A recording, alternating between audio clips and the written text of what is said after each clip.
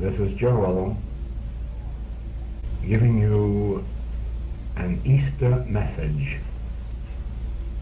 which I have called the Easter of our lives. It is the day of the crucifixion, and the Master is seated by himself, somewhat away from the people in the courtyard. And outside, the crowd is gathered, outside the gates. These are the people whom Jesus fed when they were an hungered. These were the multitudes that he healed of their diseases, of their sins, of their infirmities. Some of them he raised from the dead. And they gathered now to be sure that he was crucified. The authorities, their authorities, have roused them to forgetfulness of the good that they have witnessed in his ministry, evidently succeeded in convincing them that he meant to destroy their temple, their religion, probably even their God. The fact that they witnessed the healings and experienced them, this is forgotten. All that is remembered now is crucify him, crucify him. Inside, of course, the Roman authorities are much concerned because they have nothing against the man. They have nothing against the teaching. They have no liking for the work of the day, and the Master knows this.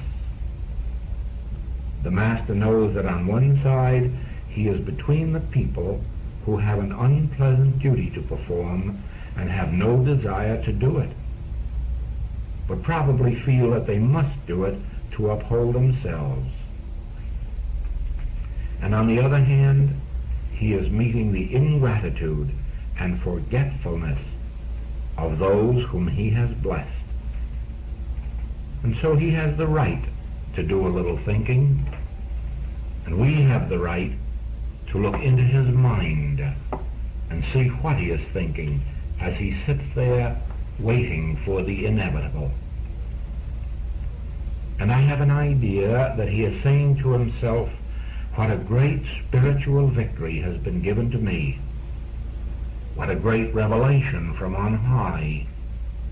So great that I know that the words that I have spoken will never pass away, and that someday men will repeat them, will remember them, and will lift themselves out of the grave of sin and disease and death, just as those words have lifted people out of the same evils today. What a wonderful thing God has done for me. What a wonderful light God has given me. What wonderful grace I received from on high, that I know all things, past, present, and future, and their meaning. With this great light, I can bring healing, consolation, comfort, not merely for those of my present age, but even before Abraham was. Those who existed will receive this light, and unto eternity this light will brighten the lives of men, and someday it will overcome the world of wars, the world of diseases, the world of fears, and the world of sins.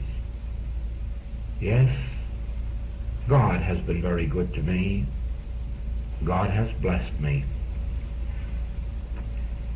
And then, as he turns to the present scene, he must smile and say, with all my success, wherein have I failed? Wherein has been my failure, if there is a failure? Wherein have I failed? Where are those I taught? Where are my disciples? Where are the apostles? Where are the 12? Where are the 70? Where are the 200? Where is my mother? Where are my brethren? Where are those who have been raised from the dead? Where are those who are to carry the message out into the world?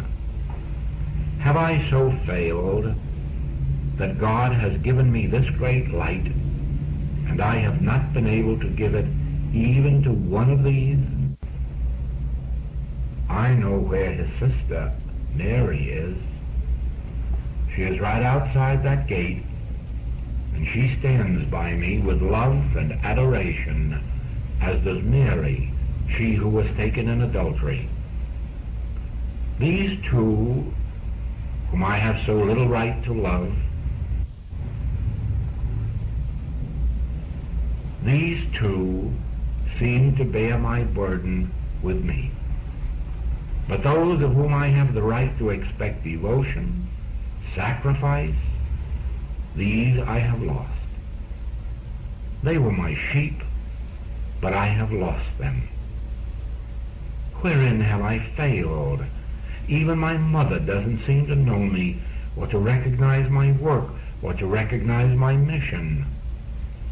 Even my brothers, little children with whom I grew up, with whom I played, who saw me when my eyes were first opened to the revelation of God, even they seemed not to know me.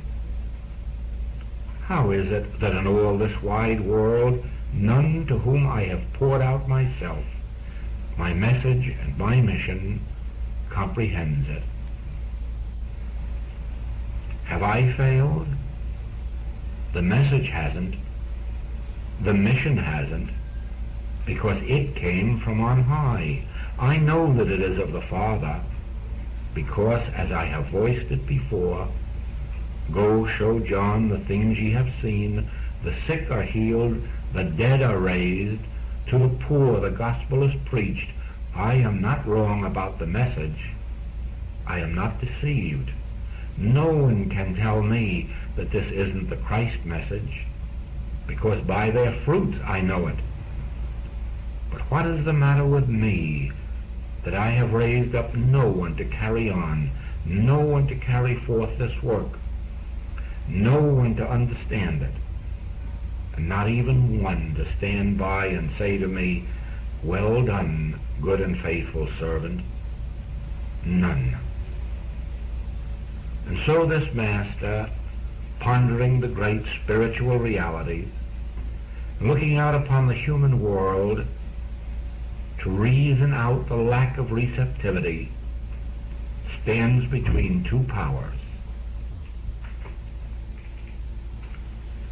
The louder the noise grows outside, the louder the clamor for his life, the greater must be the wonderment that in this hour of inevitability no human stands beside him. And somewhere between that moment and the moment when he is led out to the crucifixion, somewhere in that moment the light must dawn in his consciousness of this great truth. And this is the light that enabled him to take the crucifixion, rise from the tomb, and complete his mission in the ascension.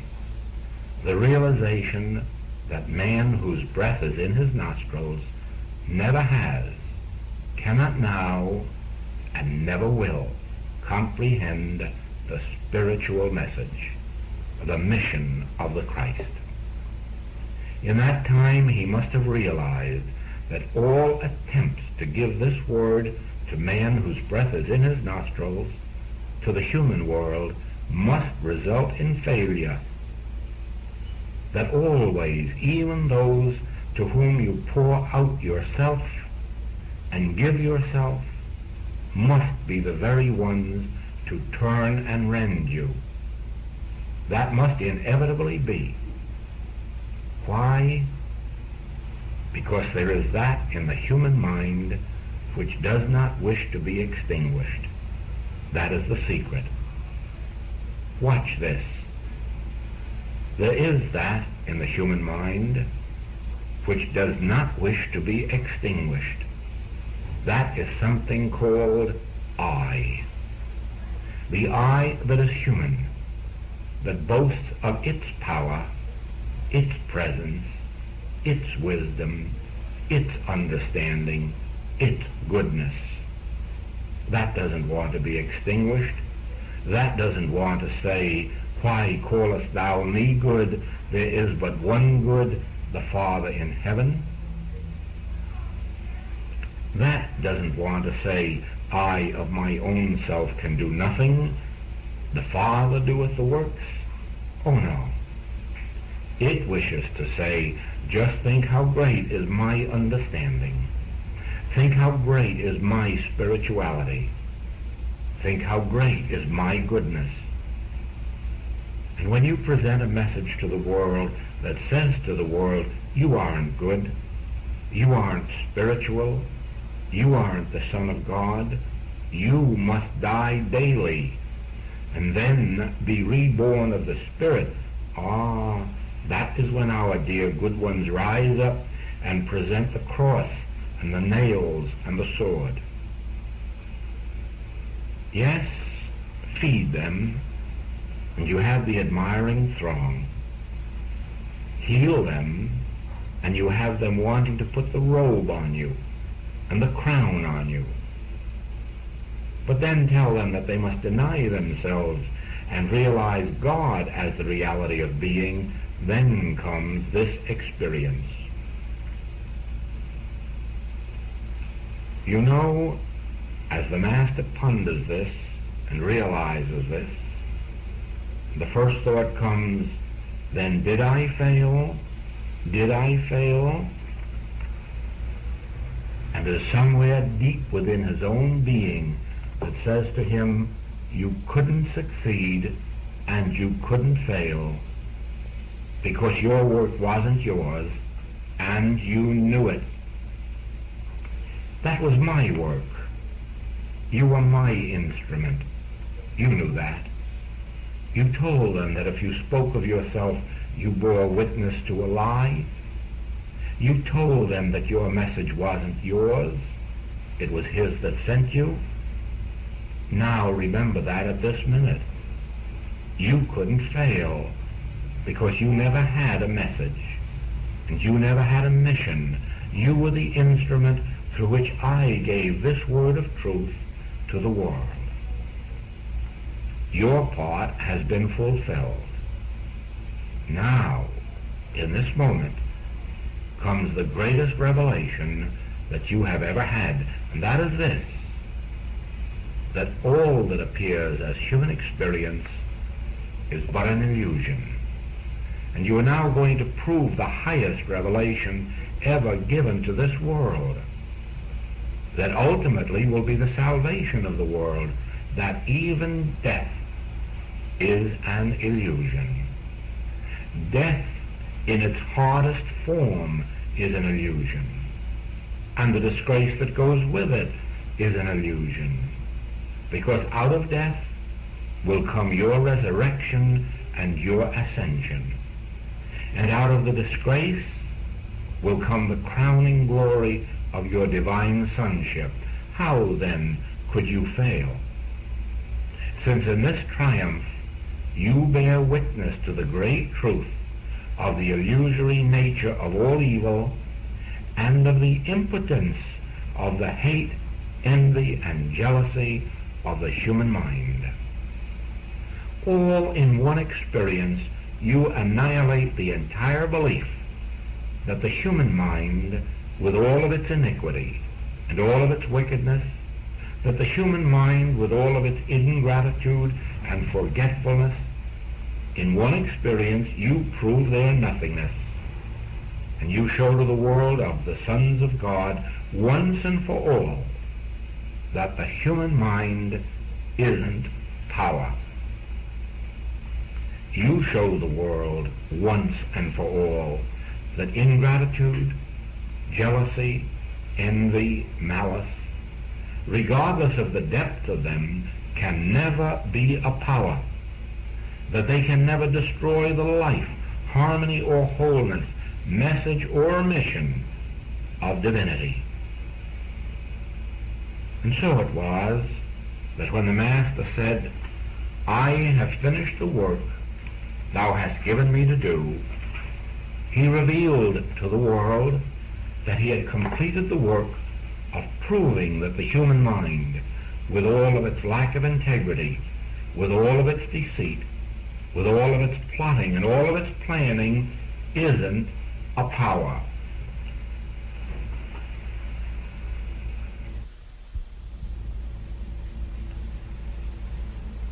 That was the conversation that the Master had with himself. That was the conversation and the debate. That was the question and the answer. Why did these men forsake me? Why was my message not received by these men, by those to whom, well, only for one reason, to prove that in the deepest degree, and there is no deeper degree than for a friend to betray his friend, for the student to betray his teacher, for the disciple to betray his master. There is no deeper degree of human iniquity, and yet it is proven in this experience that all of that was not power. Now we have before us the example of this week's lesson in our Easter work, not to celebrate an event that took place 2,000 years ago, not merely to remember an historical experience, but we were given that experience 2,000 years ago so that when we face a world filled with wickedness in high places, not only high spiritual places, but high political places, high commercial places, if you like, wherever it may be, we are called upon to remember first, we have had a lesson of the impotence of human scheming, human planning, human ambition, human will, human degradation, human iniquity. We have had shown to us that the best laid plots of men must go awry. In the face of one individual standing fast in the faith that God itself is our power, God itself is our presence, what difference does it make to us what religious holidays we celebrate in the year if we do not take from them the principle that is shown forth in the holiday, in the feast, in the festival? For us, the principle is the all. Now the Master would have been the last one in the world to have asked human recognition or human gratitude for the work he did. But I know that he did expect those whom he gave this message to would stand firm in the faith and be the ones to carry it forward. And out of that I have learned this: God is the bearer of its own message. God needs no human agency. God needs no human Messiah. God needs no human disciple. Whether or not there is a you or a me, whether or not there is a metaphysical or spiritual teacher on the face of the earth, God will deliver to the consciousness of men the healing grace, the healing power, so that it may always be said, these words will not pass away. Regardless of whether or not there is a man or woman on earth to publish them, whether or not there is a man or woman left to carry them, God will itself speak into the consciousness of men and raise up seed, raise up the revelation and the understanding until the leaven works. You see, all of us at some time or other have thought that the carrying of the spiritual message was dependent on a human avenue, and in that we have lost our own healings, because we have accepted the belief that God had to work through person or thing or thought. Now I take you into the high revelation where you must understand that God works in you and through you without mediation. That God works in you and through you without a person, without a thing, and when necessary, without a thought. Never let your salvation be dependent on a man, or on a thought, or on a thing. Never permit yourself to believe that without a book, without a practitioner, without a teacher, without a teaching, without some right thought, that you might lose your demonstration. Watch as the Master, seeing himself surrounded by nobody after the Garden of Gethsemane, in which he finds not one disciple to watch with him 1 hour, standing alone in Christ, standing alone with God, makes the final demonstration without the benefit of practitioner, without the benefit of disciple, without the benefit of human aid or even human thought. Only in the realization of oneness.